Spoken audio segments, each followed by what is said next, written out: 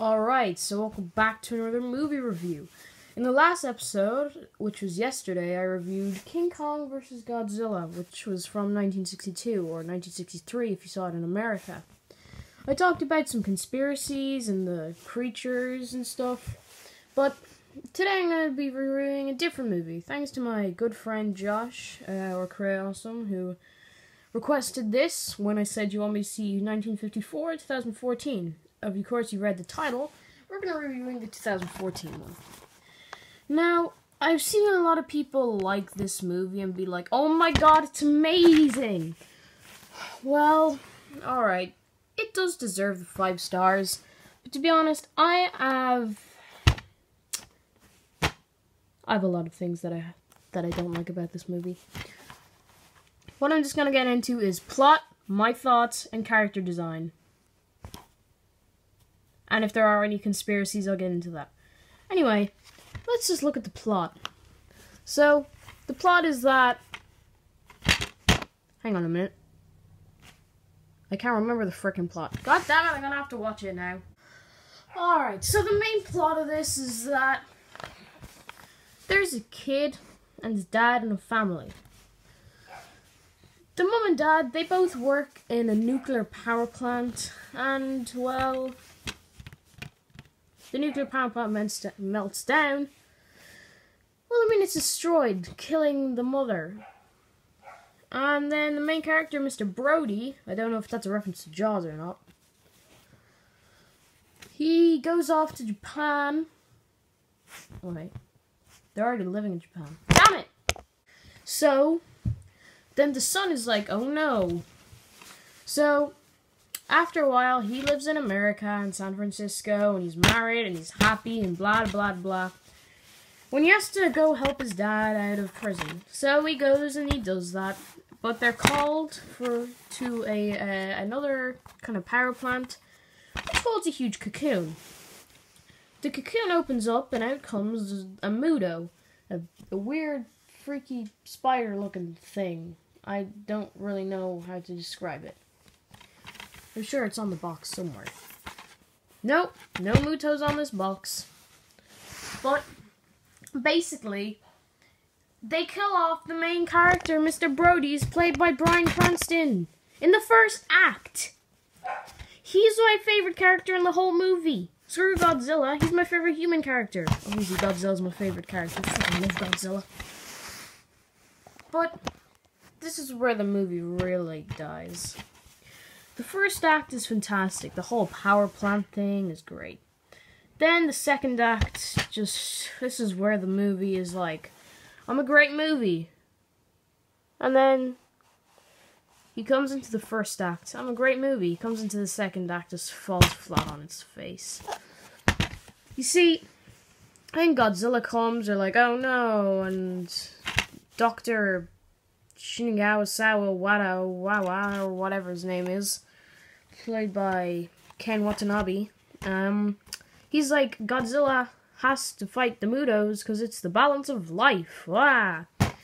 I'm not really sure on the plot. It's kind of confusing, kind of easy. I mean, I literally just watched the movie. Like, I don't know. My videos don't have scripts. But anyway. The second act is just... Hi there. The second act is just poor. It's way too much humans. Out of around, an hour and a half, there's only, guess what? 11 out of 118 minutes. Out of 118 minutes. You see that? See beside runtime, it says 118 minutes. You know how much you get out of that from Godzilla? You get 11 minutes of Godzilla out of 118 minutes in this gosh darn movie. In the Godzilla 1954 film, I think he might have gone just a bit more, but they teased him way better. They tease Godzilla way too much.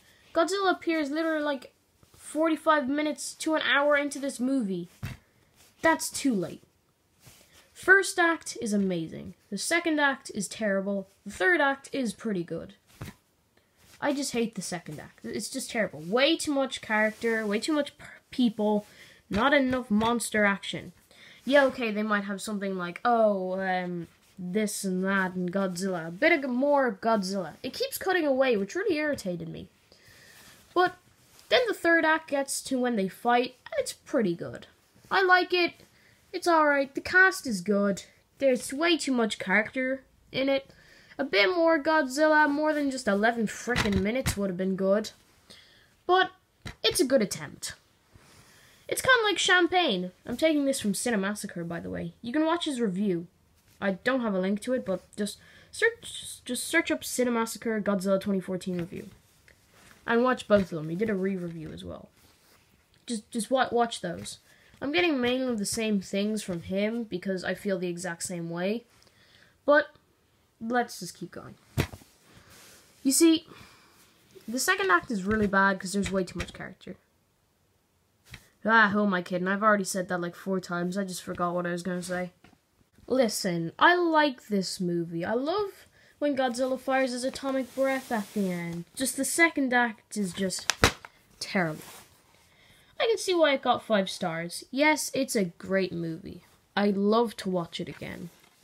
I actually really do like this movie. It's pretty good. Now, the creature design.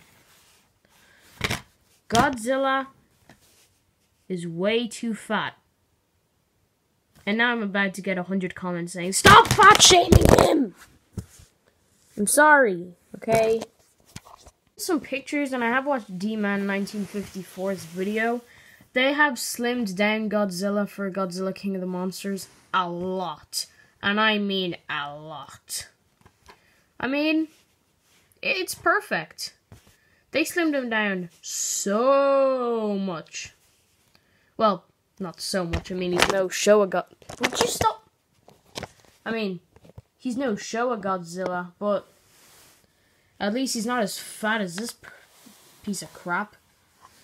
I like the Godzilla roar. I like the Godzilla design. I like the movie overall. I can see why it got... I wouldn't personally give it 5 stars. I'd probably give it 4 stars. It's a good movie, but not fantastic. Just like Champagne. It's not real Champagne unless it's made in Champagne, France. Not a true Godzilla movie unless it's made in Tokyo, Japan. I would love to do a review on Shin Godzilla, but I don't have the DVD and I haven't seen the movie. I'm still trying to bribe my parents into getting it for me. But we'll just have to wait and see. Right, next up, which is probably going to be uploaded in about an hour, Godzilla 1954. Anyway, thanks for watching, and I'll see you in the next video.